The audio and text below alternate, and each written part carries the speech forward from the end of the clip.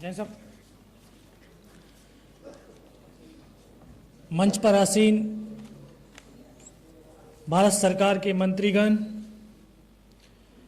हमारी तीनों सेनाओं के वरिष्ठ अधिकारीगण,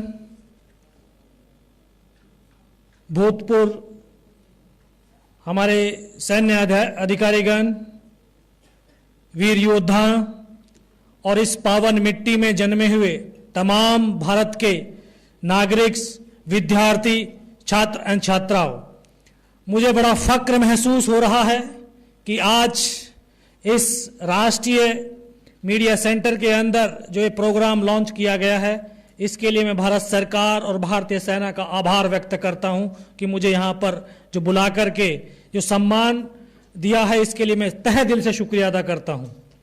साथ ही साथ अपने भारतीय नागरिकों से यही कहूंगा कि देहि सिवावर मोह है, शुभ कर्मंत कभौ न डरो अरिसो जब जाए लरो, निश्चय कर अपनी जीत करो, निश्चय कर अपनी जीत करो। हर एक हिंदुस्तानी को, ना कि वो वर्दीधारी का ही फर्ज नहीं, बल्कि हम सब हिंदुस्तानियों का फर्ज बनता है अपनी इस भारत माता की रक्षा करने का। हर एक नागरिक का उतना ही दायित्व है जितना एक सैनिक का दायित्व है। हम सबको मिलकर के अपनी इस मातृभूमि की रक्षा करनी होगी। इसको एक ऐसा उपवन बनाना होगा, ऐसी सुगंधित मिट्टी से इसको सुगंधित करना होगा ताकि दुनिया इसकी सुगंध से महक उठे। हम सबको मिलकर के ऐसा कर्म करने पड़ेंगे।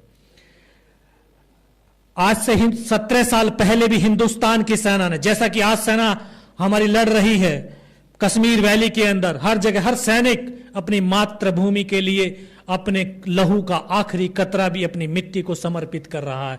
ऐसे ही हिंदुस्तान की सेना ने पहले भी 17 साल पहले भी किया था। मुझे आज भी याद है कि जो उस समय मेरी मात्र 2.5 साल की सर्विस और 19 साल की उम्र थी।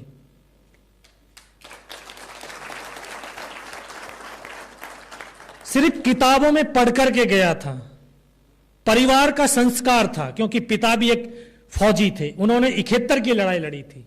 उन्होंने भी एक जो अनुभव मुझे दिया वो अनुभव भी था, लेकिन इतनी जिंदगी का अनुभव नहीं था, सर्विस का अनुभव नहीं था, लेकिन एक जुनून था अपने देश के प्रति। और उस जुनून में टाइगर हिल, जो कि आप लोगों ने सुना होगा, द्रास सेक्टर की सबसे ऊंची चोटी जिसकी ऊंचाई 16,500 फीट, उसको 18 ग्रेनेडियर्स ने, घातक प्लेटून्स की टुकड़ी ने 2 दिन और 3 रात बर्फीले तूफान, पाकिस्तान की भारी गोलाबारी, उन सब की परवाह न करते हुए कंधे से कंधा और कदम से कदम मिला करके उस टाइगर हिल टॉप के ऊपर विजय पताका फहराया।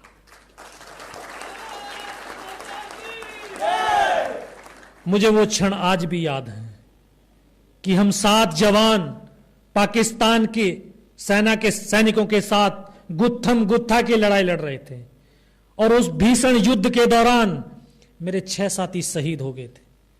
मुझे भी बहुत सारी गोलियां लगी, बेहोशी अवस्था में था। जो अमानवीय जो कार्रवाइयां पाकिस्तान के सैनिक करते हैं वो भी उन्होंने घूंसे, लात, जो भी मारना था मारा भी था।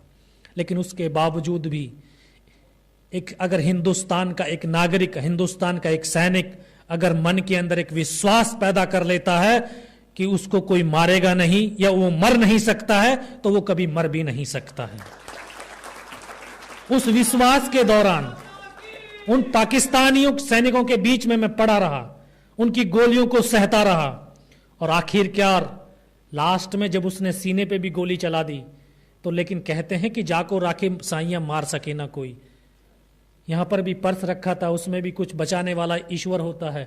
कहते हैं कि अगर निस्वार्थ भाव और सच्ची श्रद्धा से ईश्वर को याद करते हैं तो ईश्वर शक्ति भी साथ देती है। और हमारी भारतीय सेना हमेशा सच्ची है और हमेशा कर्तव्यनिष्ठ है, इसलिए ईश्वर भी हमारी भारतीय सेना के साथ साथ है।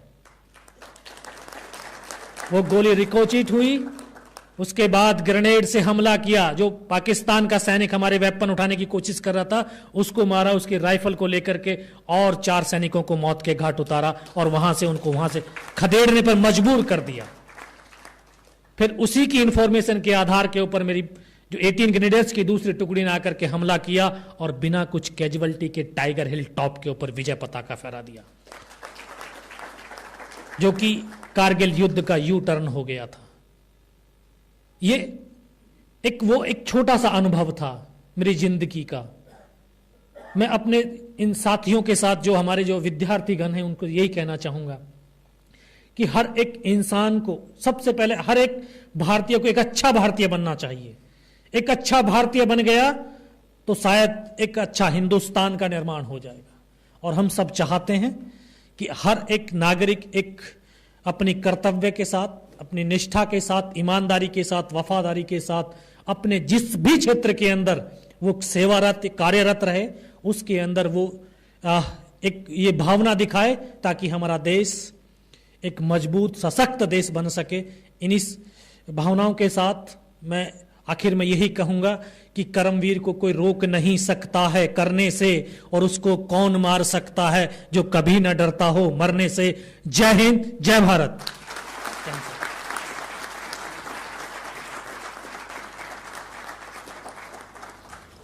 बहुत बहुत धन्यवाद सर आपका। सच में एक एक शब्द का एक एक अक्षर या अक्षर की एक एक पाई की बात करूं तो यहाँ बैठे हर व्यक्ति का एक एक रोम हिला देने वाला वाक्य शब्द था आपका। सच में अगर जब बच्चे अपने स्कूल के प्रांगण में इस तरह के वीरोत्तेजित व्यक्तित्व को चित्रांकन के रूप में देखेंगे तो सचमुच वो दिन दूर नहीं जब इस विद्या वीरता अभियान का जो सफलतम रूप है वो हमारे सामने होगा। बहुत बहुत धन्यवाद सर आपका। हमें हमारी मातृभूमि से इतना मिला दुलार है, उनके आंचल की छैया में छोटा ये संसार है। सच में बहुत ही प्रेरणाप्रद थे आपके वचन। और अब इस क्रम में मेरा अगला अभिवादन है राइफलमैन श्री संजय सिंह सर के लिए कि आप अपने अनुभवों से हमें अवगत कराएं, मार्गदर्शन करें हमारा कि किस तरह हम अपने देश की सीमा पे। Thanks sir. ताली बजाने में कंजूसी मत करिए।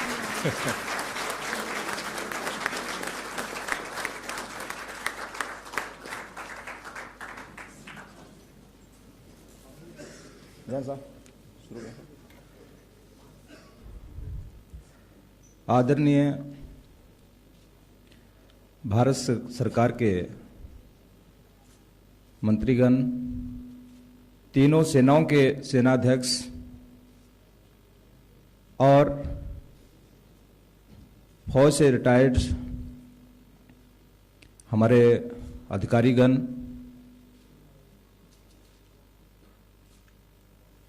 ऑल कॉलेज से आए हुए सभी प्रमुख मीडिया कर्मी और यहाँ पे इस हॉल में पधारे हुए सभी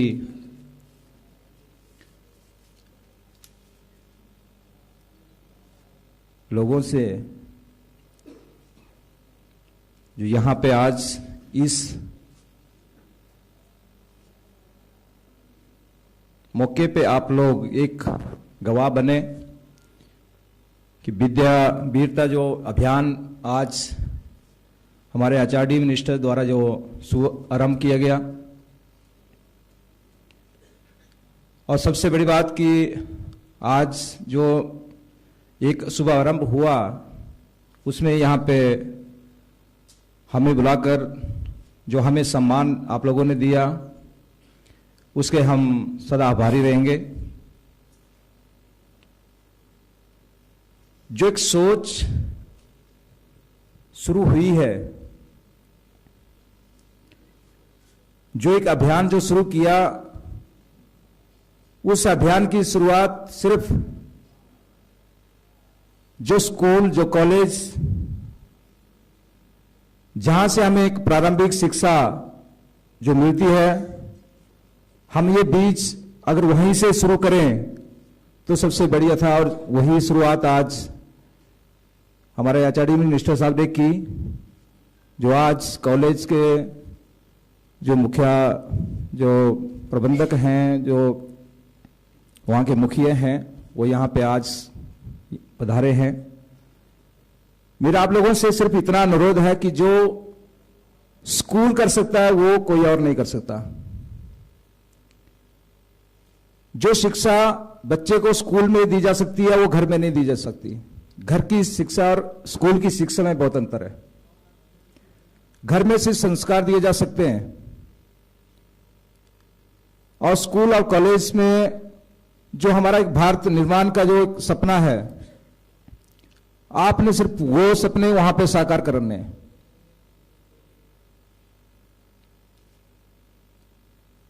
इसीलिए ये एक चीज जो ये शुरुआत है ये स्कूल और कॉलेज से होना बहुत जरूरी थी।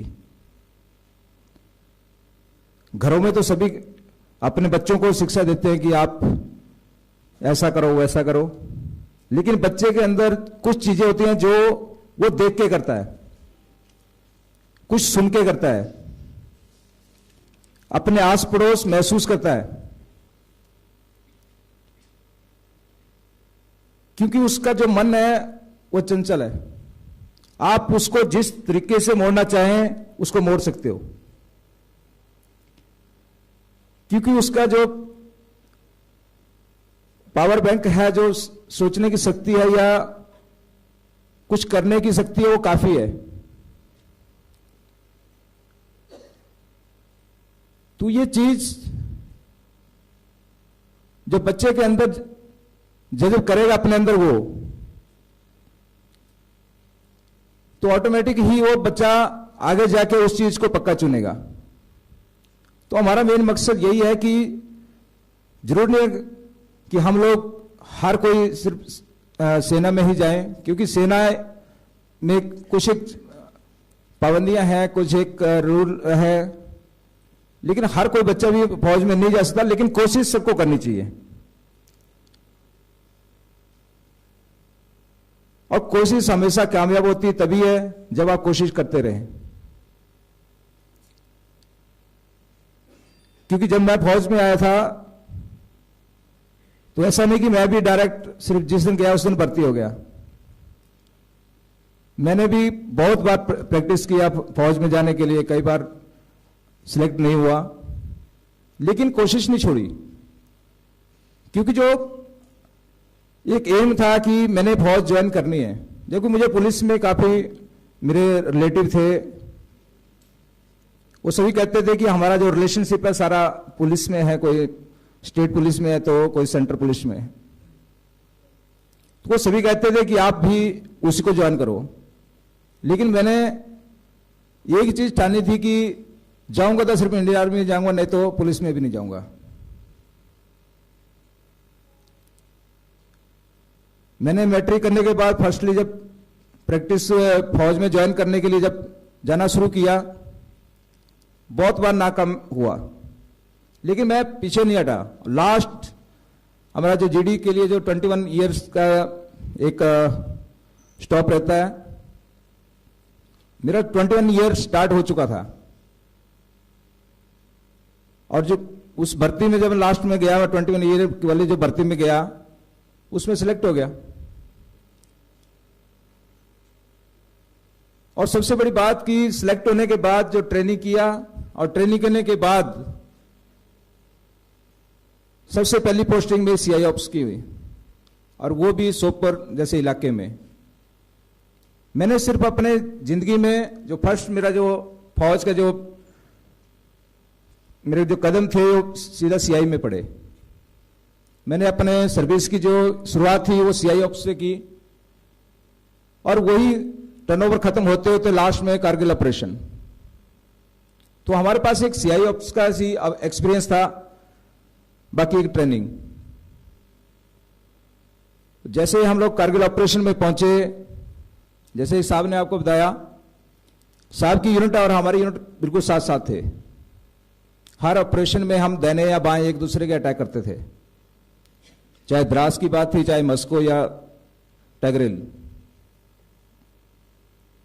हर दिन ऑपरेशन चलता था, कई ऑपरेशन तो 10 दिन 15 दिन तक चलते थे, क्योंकि उस वहां का इलाका, वहां का ट्रेन जो था उस तरीके का था, क्योंकि दुश्मन ऊपर बैठा है और हमें नीचे से ऊपर तक जाना है। 2 से 3 दिन पहले जाने के लिए लगेंगे, तो काफी मुश्किलें थी उन चीजों को, यानी हालात कुछ ऐसे थे। और टाइम कम था, लेकिन फिर भी जो इंडियन आर्मी ने जो काम किया और जो वहां पे रेजिमेंटें थी, उन्होंने हर किसी के साथ मिलकर काम किया और कामयाबी उनको मिली। जो हमें ऑपरेशन, मेरी यूनिट को जो टास्क मिले थे द्रास में, उसके बाद लास्ट ऑपरेशन था हमारा मस्को वैली में .4875 फ्लैट टॉप का। तो हमने वहां पे हर ऑपरेशन में यानी 2 से 3 दिन का टाइम लग जाता था एरिया को क्लियर करने के लिए। और जिस दिन हमें ये लास्ट ऑपरेशन जो था इसका टास्क मिला, तो हमने जो प्लानिंग किया पूरा, जो किस तरीके से ऑपरेशन होगा, जो हमारे कमांडर्स थे, सीओ साहब, कंपनी कमांडर्स,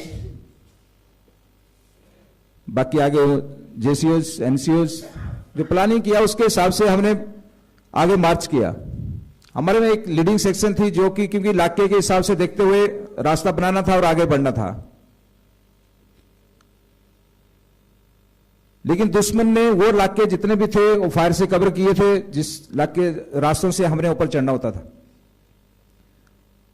जो हमारा टाइम प्लान था ऑपरेशन का कि सुबह के टाइम हमने दुश्मन के बंकर के ऊपर धावा पुकारना है, वो सब खराब हो गया। सुबह दिन निकल गया और हम लोग दुश्मन से काफी पीछे रह गए।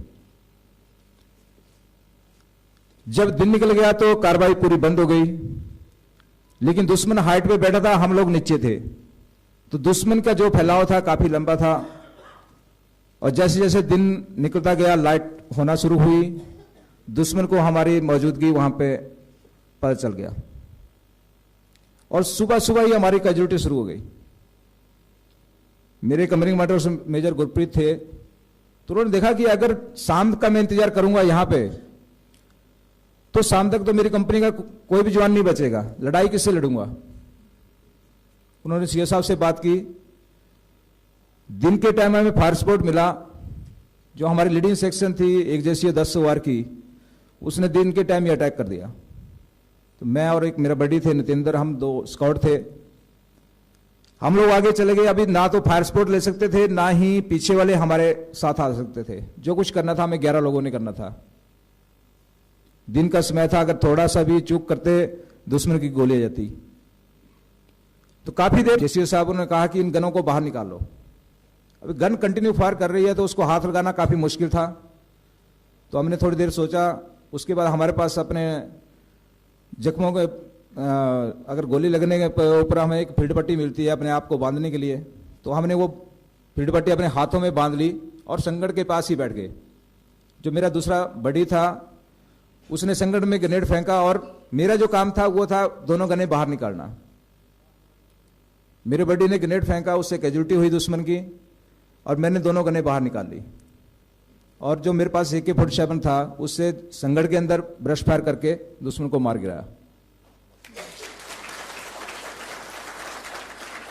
तो ये टाइम की बात थी, एक हालात थे और एक प्लानिंग थी जो हमारे कमांडर, हमारे जो कंपनी कमांडर या ऊपर वाले जो कमांडर थे, जो उन्होंने प्लानिंग बना के हमें दी और हमें जो फायर सपोर्ट दिया। अकेला कुछ नहीं करता।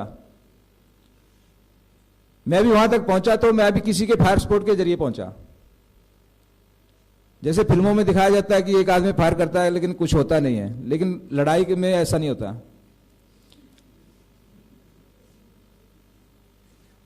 क्योंकि पिक्चर में लाइव गोली नहीं है, लेकिन लड़ाई के बीच में लाइव एम्यूनिशन फायर होता है।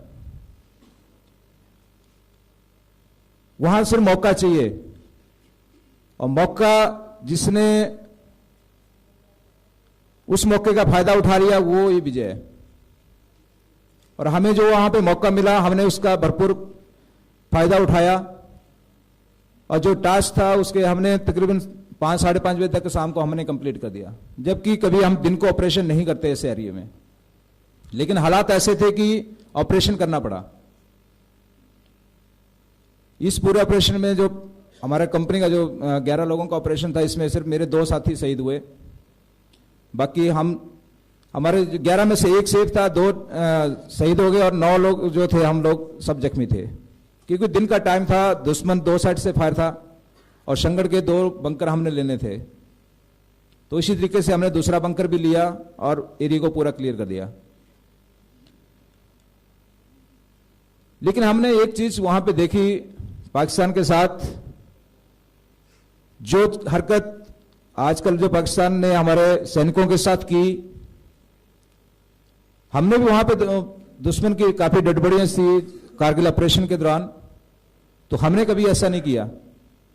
जबकि 4875 पे पूरे इलाके की जितनी 56 डेड बॉडी थी पाकिस्तान आर्मी के, जो वहां पे सोल्जर जो उनके मारे गए थे, कुछ मुजाहिदीन थे और कुछ पाक सोल्जर थे।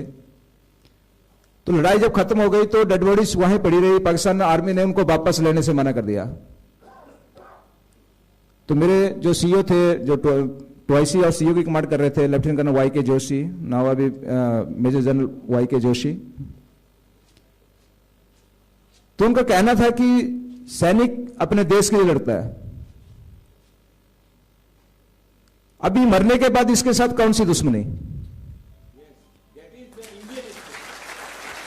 यानी एक सोच, जो हिंदुस्तान और पाकिस्तान के बीच में जो सोच का जो अंतर है, उन्होंने कहा कि जो इनकी डेड बॉडीज है, इनके गवर्नमेंट लेने से, इनकी आर्मी लेने से मना कर देती है, तो इनकी डेड बॉडीज जो है, इनको हम उनके सैनिक सम्मान के साथ वहां पे दफनाया, उनके देश का झंडा मंगवा के वहां पे पूरा खड्डा करके मौलवी को बुला के, पूरा जो एक रीति रिवाज होता है, उसी रीति रिवाज के साथ उनकी डेड बॉडीज को हमने वहां पे दफनाया 4875 के ऊपर। आज भी वहां पे उनका कब्रिस्तान है।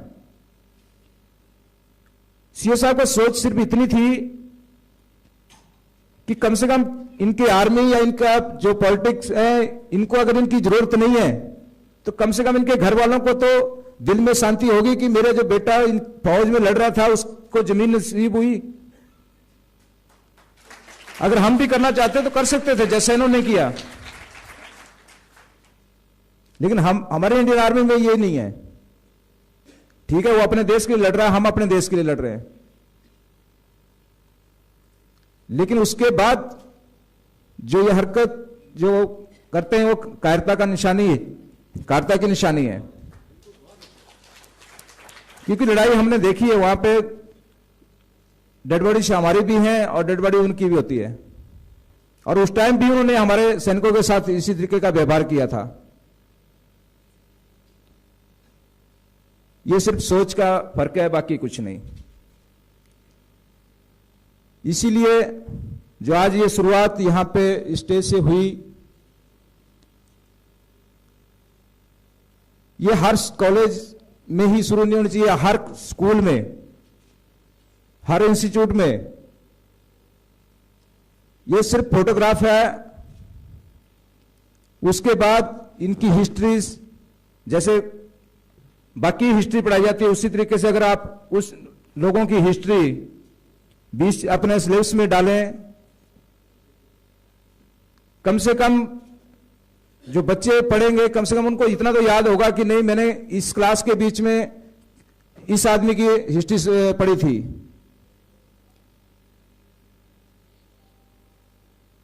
यानी धीरे धीरे कोई भी कार्रवाई है, एक बार जब बोलते हैं कि आग लगती है धुआं पक्का निकलता है, जब आप काम करना शुरू करेंगे तो धीरे धीरे उसका नतीजा आना भी शुरू होगा।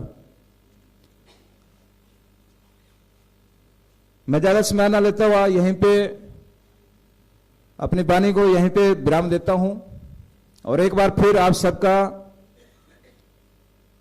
मुझे यहां पे बुलाने के लिए और सम्मान देने के लिए धन्यवाद करता हूं। जय हिंद, जय भारत।